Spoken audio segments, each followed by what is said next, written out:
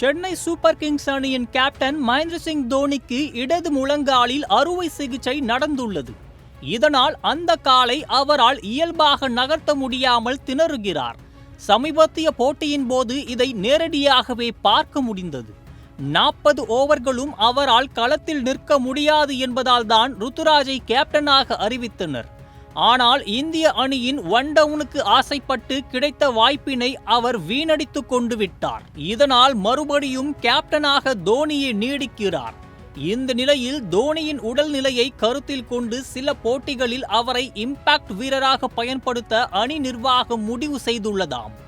அப்படி தோனி பிளேயிங் 11-இல் இல்லாமல் போனால் அவருக்கு பதிலாக கேப்டன் பொறுப்பை சிவம் தூபே ஏற்பார் என்றும் டெவன் கான்வே விக்கெட் கீப்பராக செயல்படுவார் என்றும் கூறப்படுகிறது. இதை பார்த்த ரசிகர்கள் நம்ம சென்னைக்கு என்னதான் ஆச்சு என்று சமூக வலைதளங்களில் வேதனை தெரிவித்து வருகின்றனர். முன்னதாக கடந்த 2010ஆம் ஆண்டில் இதேபோல தொடரின் ஆரம்பத்தில் 2 வெற்றிகளுடன் இருந்த சிஎஸ்கே அதற்கு பிறகு உயிர்த்தெழுந்து கோப்பையை வென்றது. கிட்டத்தட்ட 15 ஆண்டுகள் கழித்து மீண்டும் அதுபோன்ற மோசமான சூழ்நிலை சென்னைக்கு ஏற்பட்டுள்ளது. 2010ஆம் ஆண்டு போல மீண்டும் கம்பேக் கொடுத்து ரசிகர்களுக்கு சிஎஸ்கே ஆறுதல் அளிக்குமா?